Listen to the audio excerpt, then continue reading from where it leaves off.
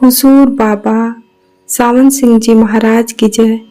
परम संत कृपाल सिंह जी महाराज की जय।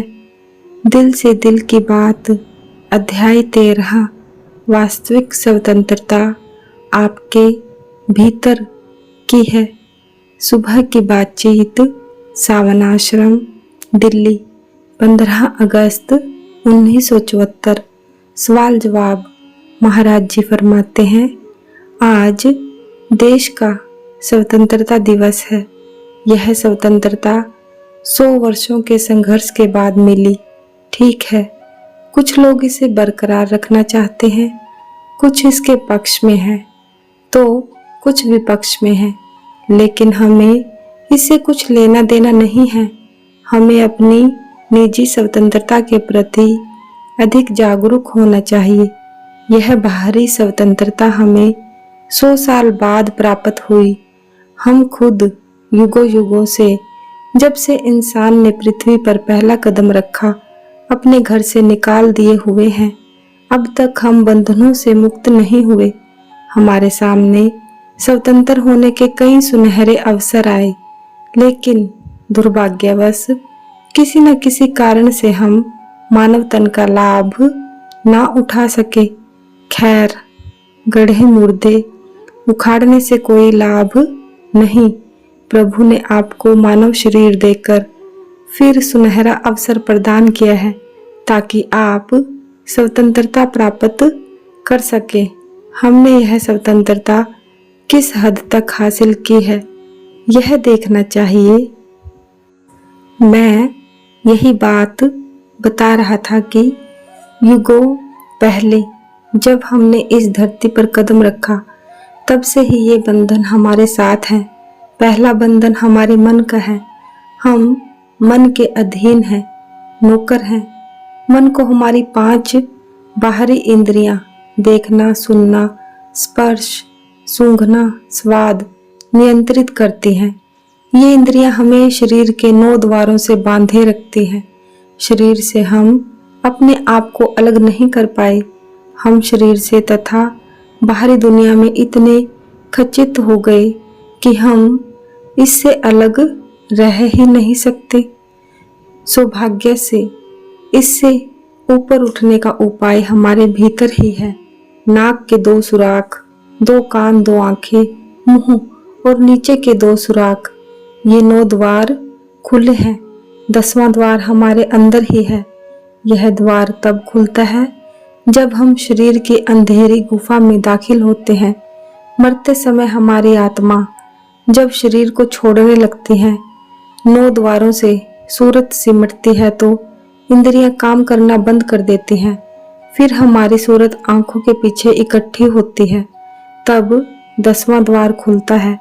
इस 10वें द्वार को आपने खटखटाना है, तब यह खुलता है। दूसरा उपाय है गुरु पावर, जो आपका इंतजार कर रही है। किस लिए? आपके साथ रात का भोजन करने के लिए। आप तो बाहर हैं। आंखों के पीछे शुरुआत होती है, वहां घोर अंधकार है, और यही मस्तिष्क की गहरी गुफा में जाने का रास्ता है।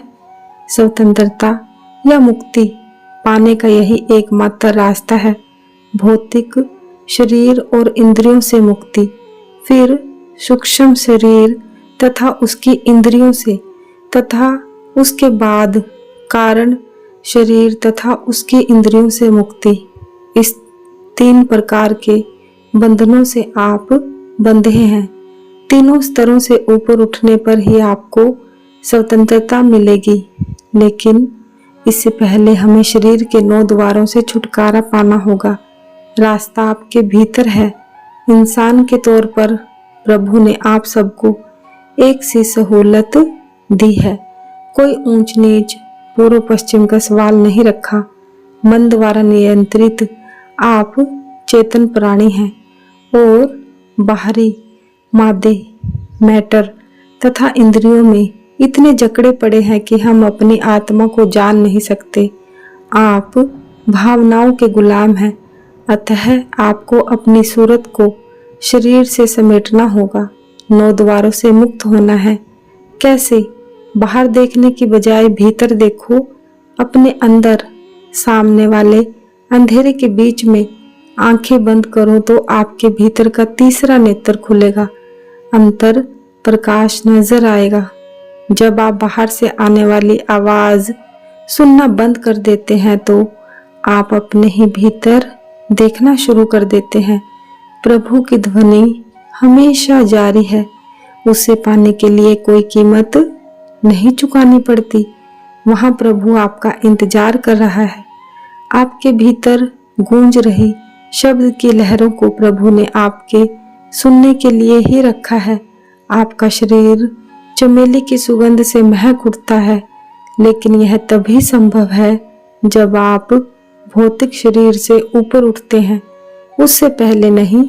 बाहरी जबान का रस छोड़कर अंतर में नाम के अमृत का स्वाद चखो। नाम हमारे जीवन की रोटी है।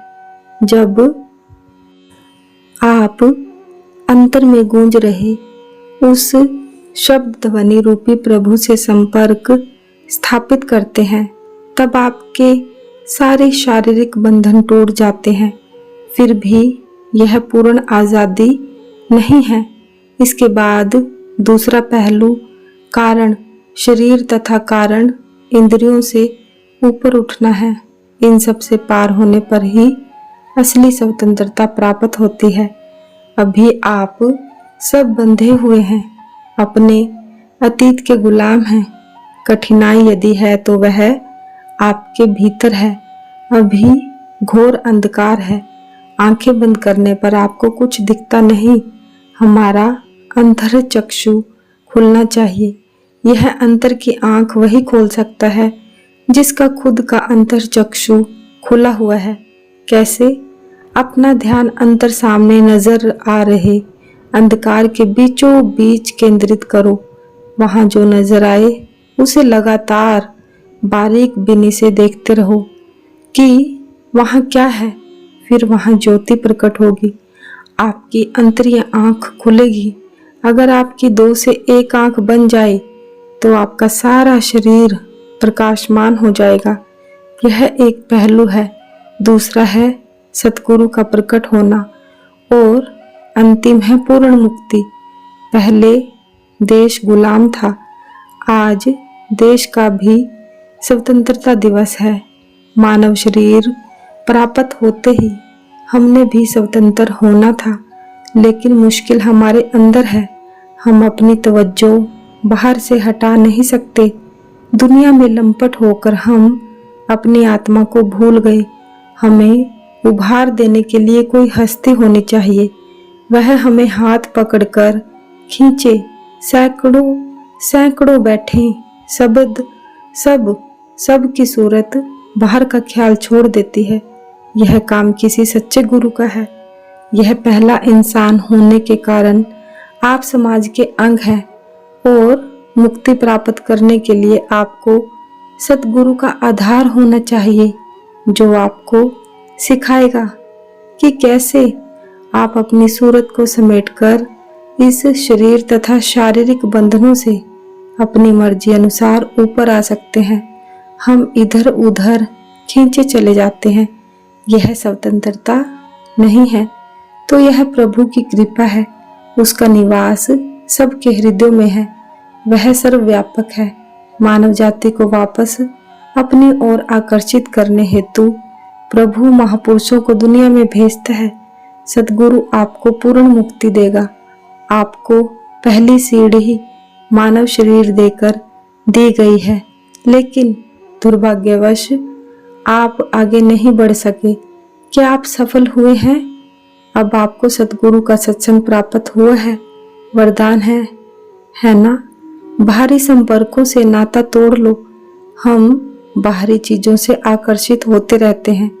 जब हमारी सूरत पूर्णतया इन चीजों से उचाट हो जाती है, जैसा कि एक मुर्दे की स्थिति होती है, और आप अपने शरीर को भूल जाते हैं, तब हमारे ऊपर इनका असर नहीं होगा।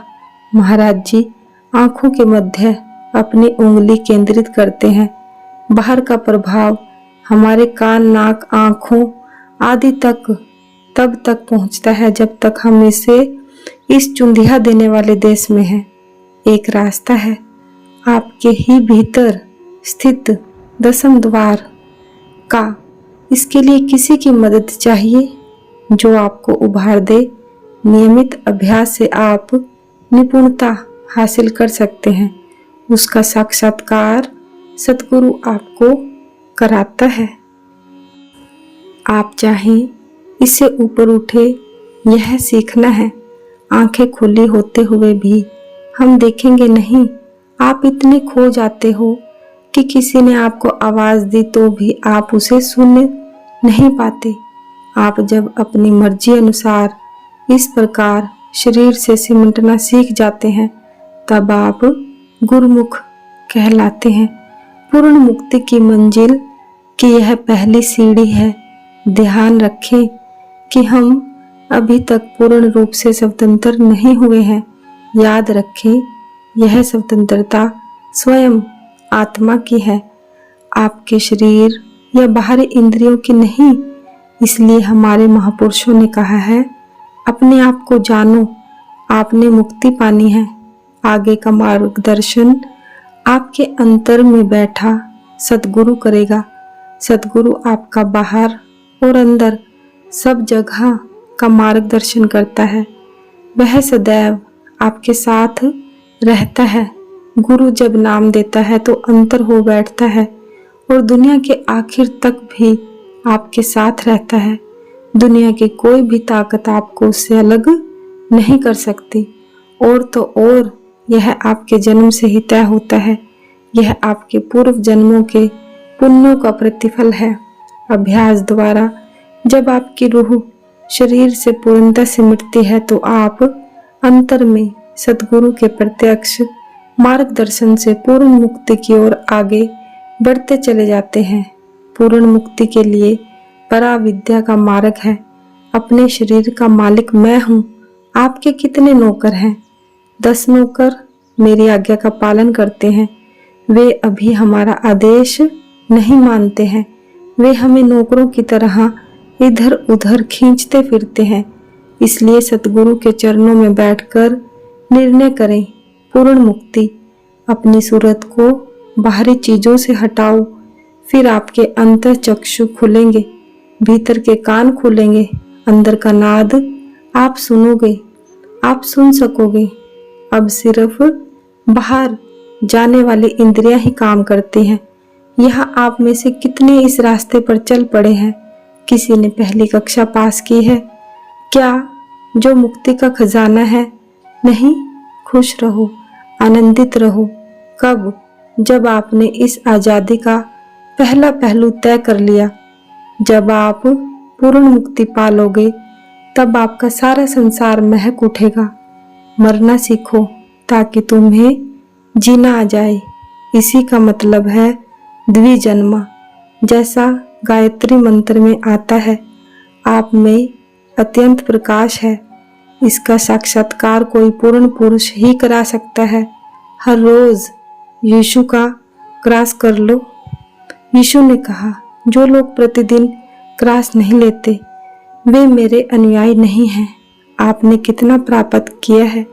आज 15 अगस्त है। शहर में स्वतंत्रता दिवस मनाया गया। दूरदर्शन पर भाषण सुनने के लिए उपस्थित भारी भीड़ को आपने देखा होगा। यह सत्संग है। यहाँ मैं उस समारोह के बाद आपको बताता हूँ कि आप अपनी वास्तविक स्वतंत्रता का कम से कम पहला पहलू तो प्राप्त कीजिए। पूर्णतया PhD उसके बाद प्राप्त होगी।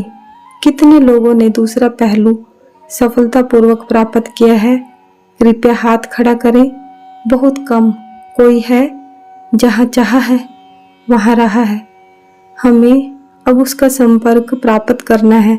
वास्तविक स्वतंत्रता को प्राप्त करो। इसके लिए पहला कदम है देह आभास से ऊपर उठना। तो हमें अति कोशिश करनी चाहिए। यह मानव तन का सुनहरी अवसर हमें इसी प्राप्ति के लिए मिला है। समय और ज्वार भाटा किसी का इंतजार नहीं करते। जिन्हें पूर्ण स्वतंत्रता चाहिए वे अपना हाथ खड़ा करें। ऐसा कोई भी नहीं जिसको इसकी इच्छा ना हो।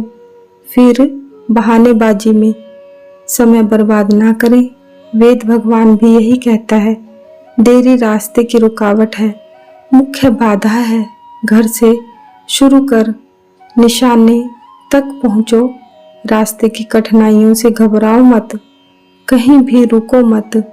पूर्ण मुक्ति के रास्ते पर पहला कदम बढ़ाइए। लोग आपके पीछे भागे आएंगे। तीसरे पहलू की प्राप्ति के बाद तो सारी दुनिया आपके पीछे लग जाएगी। क्या यह सीख आपको अच्छी लगती है? फिर देर क्यों? देरी करने की आदत छोड़ दो। मुझे खेद है कि अभी आपको रुकना होगा, लेकिन प्रभु का शुक्र है, वह आपके अंतर में है। पूर्ण मुक्ति का रास्ता अभी आपको समझाया गया, उसका अच्छी तरह से मनन कर मंजिल तक पहुंचो। मानव देह में यह चीज आपका इंतजार कर रही है। ठीक है, प्रभु आपको सुखी रखे। सतगुरु महाराज की जय। सतगुरु तेरा ही आसरा, सच्चे पातशाह तेरा शुक्र है। जय गुरुदेव, जय गुरुदेव।